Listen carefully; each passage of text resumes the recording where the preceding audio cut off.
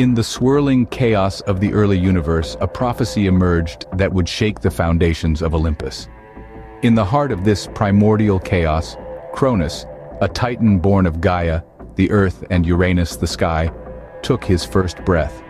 This formidable titan would soon rise to power, driven by a prophecy that whispered of his dominion over the cosmos. The prophecy, however, held a warning. Cronus would be overthrown by his own child, just as he was destined to overthrow his father. An unsettling truth, yet it fueled Cronus's ambition. His mother Gaia, weary of Uranus's tyranny, conspired with Cronus, providing him a sickle, a weapon destined to change the course of cosmic history. Cronus, with the sickle in his hand and a prophecy echoing in his mind, challenged his father Uranus, marking a pivotal moment in the annals of time. And so Cronus, armed with a sickle and a heart full of ambition, usurped his father, setting the stage for his own downfall. Cronus, now the ruler of the universe, was haunted by the prophecy of his inevitable fall. The Titan King, once a symbol of power and might, was now a figure of fear and dread.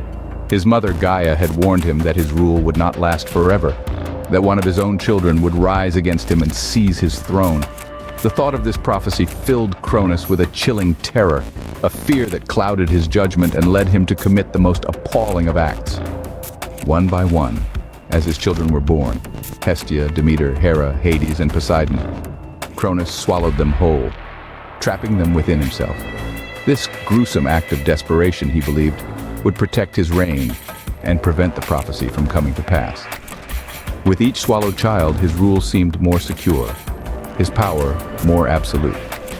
Yet he was oblivious to the fact that, in his desperate attempt to evade his fate, he swallowed his offspring, unaware that his actions would bring about the very prophecy he feared. Rhea, wife of Cronus, watched in despair as her children were devoured, but she had a plan. A plan born out of desperation, a mother's love, and an insatiable desire to protect her offspring from her husband's consuming paranoia. Rhea, the titaness mother of gods, had to watch as each of her children were swallowed whole by their father, Cronus. But the birth of her youngest, Zeus, sparked a daring scheme. Rhea couldn't bear to lose another child, so she devised a plan to save Zeus from his father's insatiable maw. She wrapped a stone in swaddling clothes, a stone that mimicked the weight and feel of a newborn god. When Cronus demanded his child, Rhea handed him the stone. Deceived, Cronus swallowed the stone, believing he had thwarted the prophecy once more. Meanwhile, Rhea secreted away the real Zeus, ensuring his safety and nurturing his growth. Rhea's cunning plan saved Zeus, setting the stage for the epic battle that was to come. The stage was set for the ultimate clash, the Titans against the Olympians. It was a battle that would echo through the ages, a war between gods and titans, fathers and sons, the old order and the new. The Titanomachy, as it came to be known, was no mere skirmish. It was a cataclysmic conflict that shook the very foundations of the cosmos.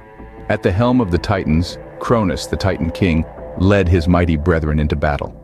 They were formidable, these ancient beings, powerful and unyielding. Yet against them stood their own flesh and blood, the Olympians, led by the cunning and relentless Zeus. The tension was palpable, the air crackling with divine energy as the two forces squared off, each knowing that the fate of the world hung in the balance.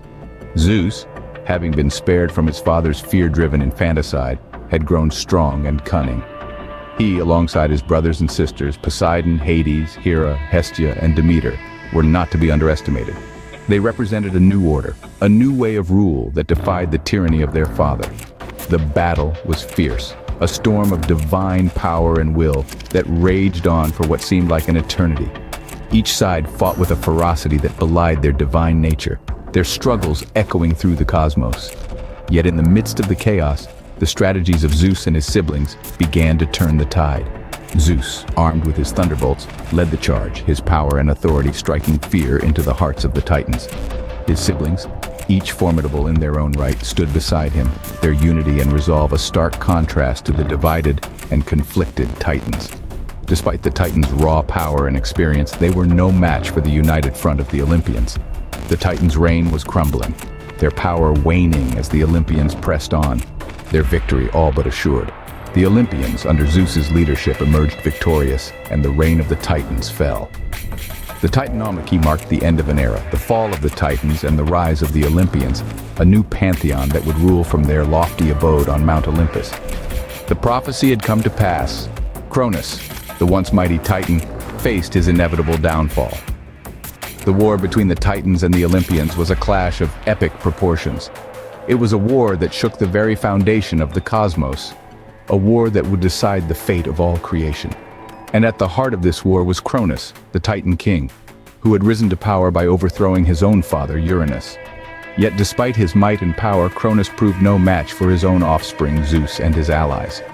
Zeus, who had been saved from Cronus's cruel fate for his children, emerged as a formidable foe.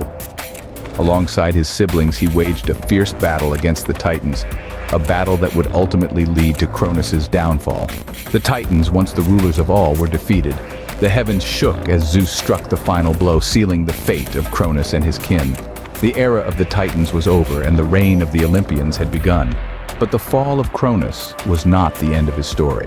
For his actions, his treachery against his father, and his cruelty towards his own children, Cronus was given a fitting punishment.